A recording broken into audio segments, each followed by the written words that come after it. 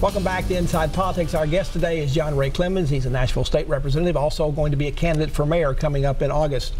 Representative Clemmons, a lot of people think that perhaps last year or a couple of years ago during the property reappraisal that the council and the mayor at that time, who was Mayor Megan Barry, might have been more interested in setting the all-time lowest tax rate than setting a rate for what the city needed in terms of being able to bring in the revenue it needs to run the city. Do you think that was a problem? Did we set the rate too low? Well, I think they didn't make an adjustment, but I'm not going to dwell on the past, what was done. I'm looking for the future. I look to take over Metro government as mayor and find the situation in which we find ourselves, and I'm prepared to make those decisions necessary to address the situation as I find it. Well, property appraisals will be redone. They have to be done every 4 years. They'll be done within the time you might be mayor. So how would you do things differently to make sure we set the rate properly? We can't allow it under state law to let a reappraisal be a tax increase, but we do need to get the revenues we needed. It appears that perhaps it was set too low.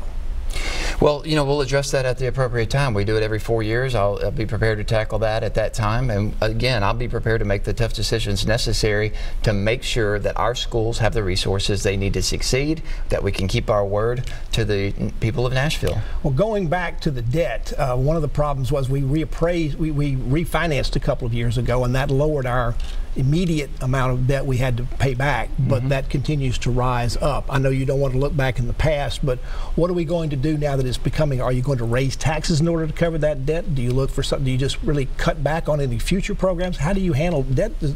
People don't mind paying taxes, but they generally don't want to raise taxes just to pay debt.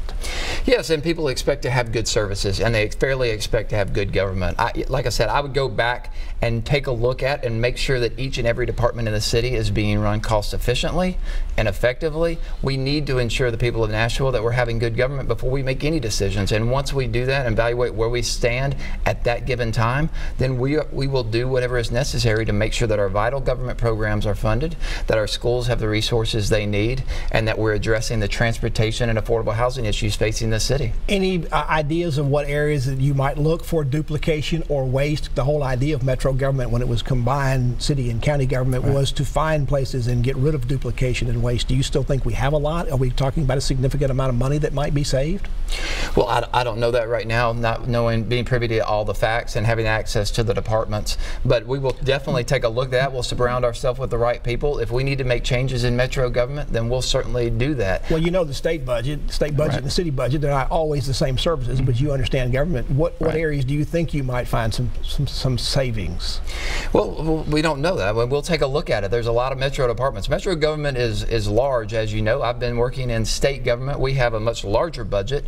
I've looked to find those areas across the state in various areas, and we would do the same with the Metro government. And I look forward to doing that. I mean, that's a challenge that a mayor should be ready to take head on. That's something that I would do, provide that strong, decisive leadership, get in there and figure out how to make government work better for the people. That's something that a mayor has the job and responsibility to do on behalf of the taxpayers before we make any of those decisions. Mayor Briley says he wants to focus on the city's core services, but he moved ahead with building a new $275 million MLS soccer stadium. Was that a mistake?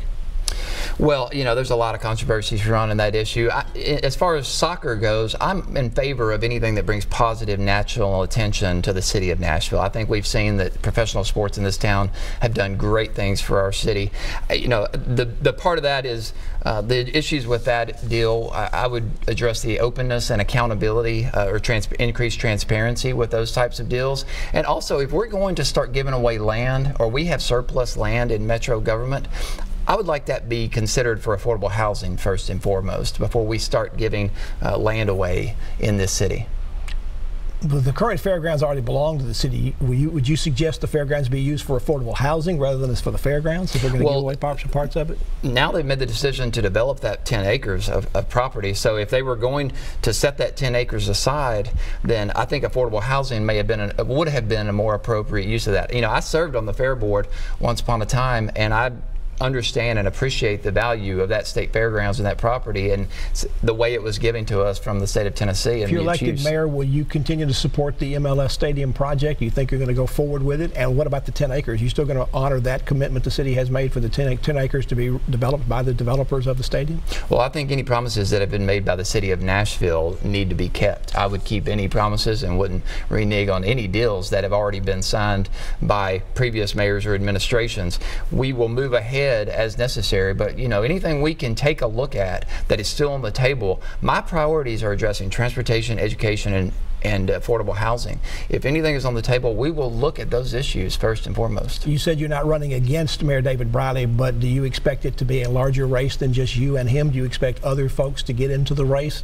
And is that a good thing or a bad thing if you're trying to run against an incumbent, to have a multi-candidate field? Well, that's out of my control. I can't control that. I can only control what I do and control the plan and the vision that I have for the future of Nashville. That's on what I'm focused, and if anyone gets in the race, you know, that's their prerogative. But we are focused on selling our vision for the future of Nashville. And Nashville's a bit unique in that it has a runoff system. If nobody gets 50% in the first race, there's a race against the two. Is it better to run head-on-head in your mind, or is it better strategically to be able to go into a runoff and perhaps be down to the final two once you've had a race? Well, I think having a healthy conversation about the future of this city is a good thing, regardless of how many people are in the race. I think having that healthy debate and conversation and giving the people of Nashville strong choices for the future leadership of the city is always a good thing. You've mentioned affordable housing. That was a big issue 4 years ago. It doesn't seem we've made a tremendous amount of progress on that. But isn't part of the problem that affordable housing means a lot of different things? For some people, that means housing for the homeless. For others, it means doing something about gentrification. Those are two very different things. Well, first of all, no neighborhood in this city should be off limits to anyone. Affordable housing, you can't talk about affordable housing as a standalone topic. You have to talk about affordable housing in terms of transportation, education, and wages. You have to look at this issue holistically, and that's what we would do as we prioritize that issue. You know, I've had success working across the aisle at the state level, passing legislation to give metro government the tools, some tools it needs to address the problem, whether it be the ability to appropriate funds, whether it be able to take the tax delinquent properties, give them to nonprofits for the purpose of affordable housing. I'd like to see metro government not only use those tools better, but I would like to see metro government prioritize this and make it a budget priority as well.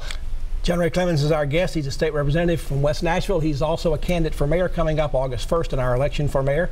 Back to continue our conversation after you watch these messages.